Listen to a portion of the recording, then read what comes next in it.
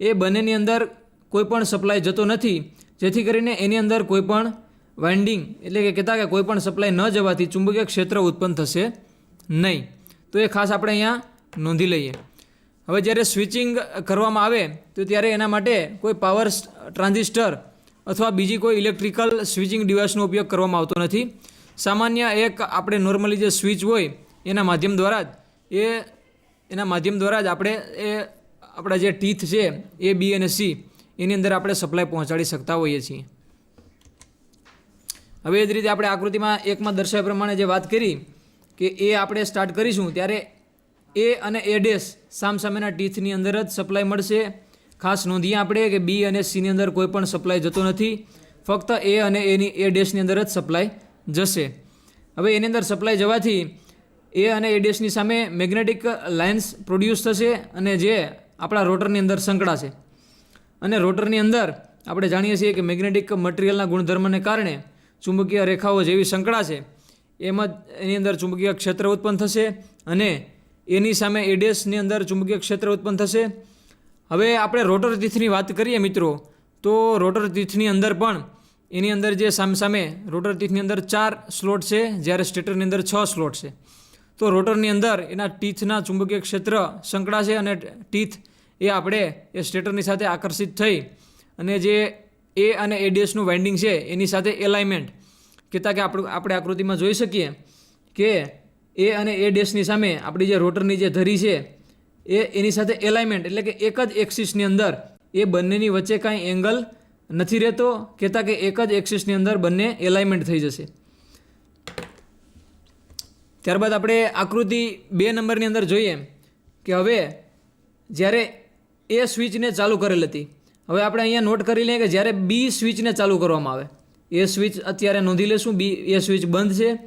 જ્યારે બી સ્વિચને ચાલુ કરવામાં આવશે ત્યારે શું થશે, તો કે બી સ્વિચની સામે બી અને બી ડેશ એ જે સ્લોટ છે એની અંદર જ વિદ્યુત પ્રવાહ પસાર થશે અને એને કારણે એની અંદર જ ચુંબકીય ક્ષેત્ર રેખાઓ સંકળાશે. જે પ્રોડ્યુસ થયેલ ચુંબકીય રેખાઓ એ રોટર મારફતે રોટરના ટીથની અંદર સંકળાશે. આગળ આપણે અહીંયા આકૃતિમાં જે રીતે જોયેલું કે એ અને એ ડેશની સામે એ રોટર એલાઇનમેન્ટ હશે. હવે જ્યારે એ સપ્લાય બંધ કરીએ એટલે એની અંદર ચુંબકીય ક્ષેત્ર બંધ થશે અને બીની અંદર ચુંબકીય ક્ષેત્ર ચાલુ થશે. તો જે રોટરની એલાઇનમેન્ટ છે એ એલાઇનમેન્ટ દૂર થશે અને રોટરની જે ટીથના સ્લોટ છે એ આપણે બી અને બી ડેશના સ્લોટ તરફ આકર્ષિત થશે. તો મેઇન આપણો જે સિદ્ધાંત છે કે ભાઈ સ્ટેપર મોટર એ સ્ટેપની અંદર ગતિ કરશે, તો એ સ્ટેપનું નિર્માણ હવે આપણે અહીં જોઈશું. કહેતા કે એની અંદર જે રોટરનું અલાઇનમેન્ટ હતું એ હવે ત્યાંથી 0 થઈ અને રોટર એ બી તરફ ગતિમાન થશે. એટલે કે એક સ્ટેપની અંદરથી 0 સ્ટેપની અંદરથી એ આપણી રોટર છે એ બી તરફ ગતિ કરશે અને એક રોટરની ગતિમાં સ્ટેપનું નિર્માણ થશે. એટલે કે આ રીતે હવે જ્યારે આપણે ત્રીજા પોર્શનની અંદર સી નામની સ્વિચ ચાલુ કરીએ તો એ સીના ટીથ ઉપર સપ્લાય જશે અને ત્યાં મેગ્નેટિક ફિલ્ડ ઉત્પન્ન થશે અને રોટર એ બીના ટીથના ડાયરેક્શન પરથી એ સીના સ્લોટ ઉપર ગતિમાન થશે. તો મેઇન આપણે જે સ્ટેપર મોટરનો સિદ્ધાંત હતો કે એક ટીથના વાઇન્ડિંગમાંથી આપણે સપ્લાય જ્યારે પસાર કરીએ ત્યારે જે સ્ટેપનું નિર્માણ થશે એ આ રીતે ક્રમશઃ આપણે વારાફરતી એ પોઝિશન ઉપરથી બી પોઝિશન, બીમાંથી સી પોઝિશન, તો એ રીતે આપણે સ્વિચની પોઝિશન બદલાવતા જશું તો એની અંદર એ સ્ટેપ રોટરની ગતિની અંદર સ્ટેપ વાઇઝ ગતિનું નિર્માણ થશે. હવે એ જ રીતે આપણે જ્યારે એ બી સી એ ક્રમશઃ ગતિ કરી તો આપણી ગતિ છે એ એન્ટી ક્લોકવાઇઝ જોવા મળશે.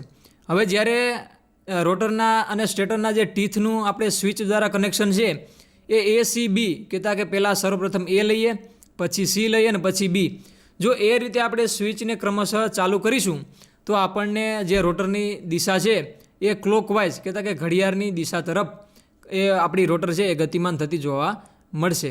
એટલે કે ફેઝ વાઇન્ડિંગને સપ્લાય આપતા એ મોટર છે એ ક્લોકવાઇઝ અથવા તો એન્ટી ક્લોકવાઇઝ એ 30 ડિગ્રીના તફાવતને આધારે એ ફરશે. અહીંયા આપણે 30 ડિગ્રી કઈ રીતે છે એ નોંધી લઈએ તો ખાસ એ આપણે રોટર અને સ્ટેટરના જે ટીથ દર્શાવવામાં આવ્યા કહેતા કે સ્ટેટરની અંદર 6 ટીથ અને રોટરની અંદર 4 ટીથ, તો એના કારણે આપણે અહીંયા 30 ડિગ્રીનું એંગલ એ આપણને જોવા મળશે અને 30 ડિગ્રીના એંગલને કારણે એ મોટરની ગતિ એ સ્ટેપ વાઇઝ આપણને જોવા મળશે. હવે આ જે ગતિ આપણે ઉપર વાત કરી એ પ્રમાણે સ્ટેપની અંદર હોવાથી આ મોટરને એ સ્ટેપર મોટર તરીકે ઓળખવામાં આવે છે. ખાસ મિત્રો આપણે બધું જાણી લેશું અહીંયા કે સ્ટેપર મોટરની આગળ આપણે વાત થઈ કે બીજી જે સિંગલ ફેઝ મોટર છે એના કરતાં આ મોટર ઘણી રીતે અલગ પડે છે. એનું મેઇન કારણ એ છે કે આ મોટરની ગતિ છે એ સ્ટેપની અંદર આપણને જોવા મળે છે, જેના કારણે આ મોટરને સ્ટેપર મોટર તરીકે ઓળખવામાં આવે છે.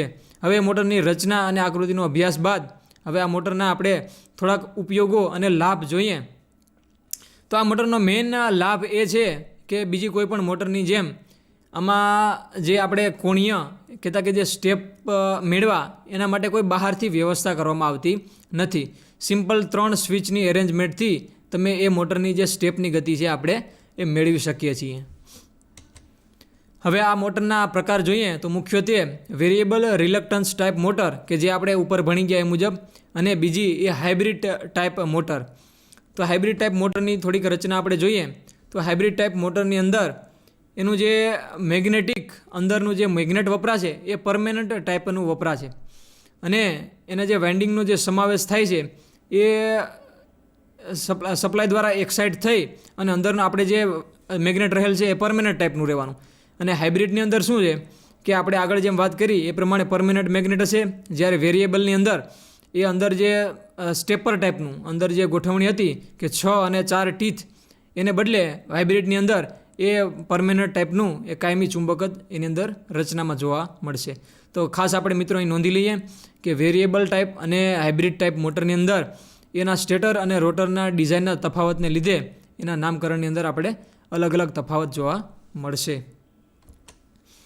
હવે પરમેનન્ટ મેગ્નેટની જે આપણે વાત કરેલી તો એની અંદર મેગ્નેટનો જે રિલક્ટન્સ એ જે મેગ્નેટિક એંગલ એ આપણે કઈ રીતે વિભાજિત કરીએ તેમાં ખાસ કરીને એના જે સ્ટેપિંગ એંગલ છે એ 1.5 ડિગ્રી અને 2.5 ડિગ્રી જેટલો નાનો રાખવામાં આવે છે.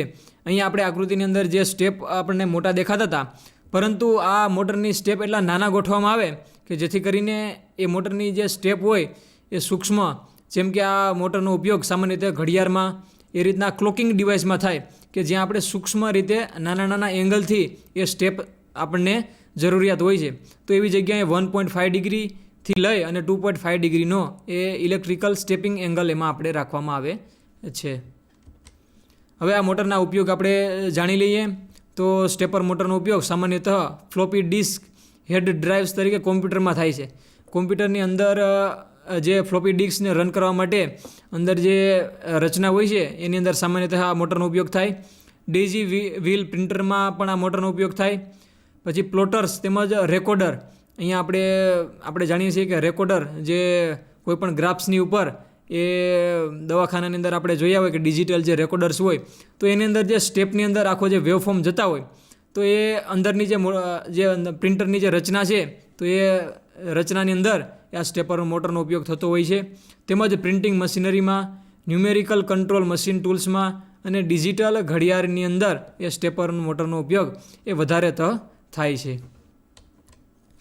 હવે આપણે રચના, એના ઉપયોગ, એની એરેન્જમેન્ટ બાદ અગત્યના છેલ્લે આપણે અંતની અંદર એ સ્ટેપર મોટરના MCQ નોંધી લઈશું.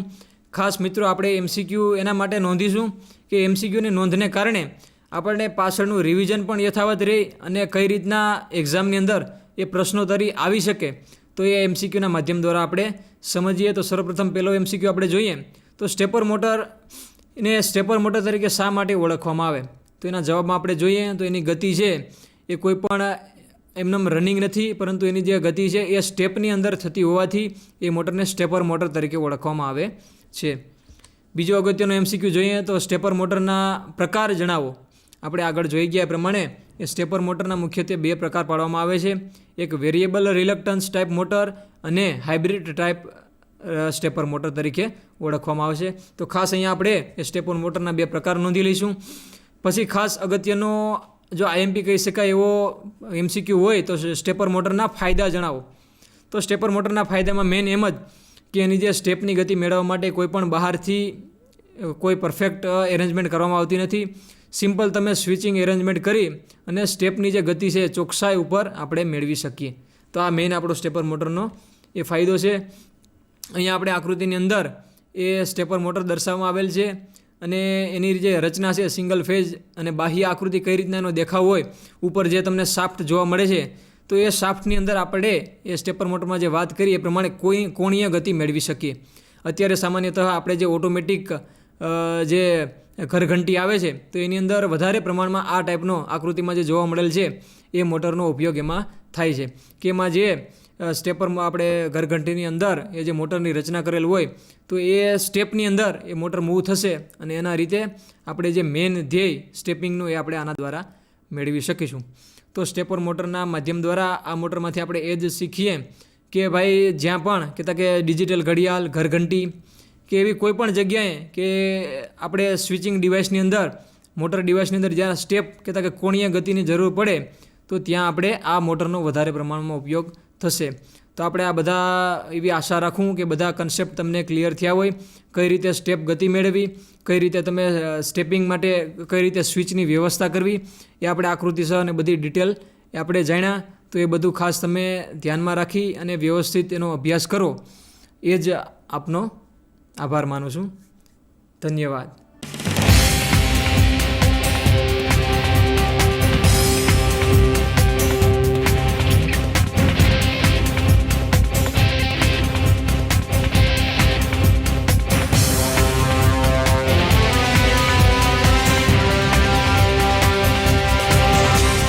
વંદે ગુજરાત.